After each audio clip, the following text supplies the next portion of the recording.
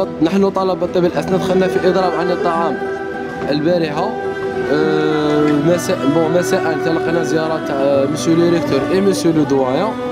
Ils nous ont dit que votre grève était légale, vous êtes en train de vous occuper حاجة ما راهاش تخصكم، روح دير لي grève دو فام بعيد، وين ما راك باغي ما ديرهاليش في جامعتي، ليسونس جامعتي ما ديرليش فيها. هذه حاجة الأولى. من موراها مور اللي راحوا قالوا لنا غادي يحاربوكم بكل الطرق، اون فا فو كومباتر افيك تو لي موان.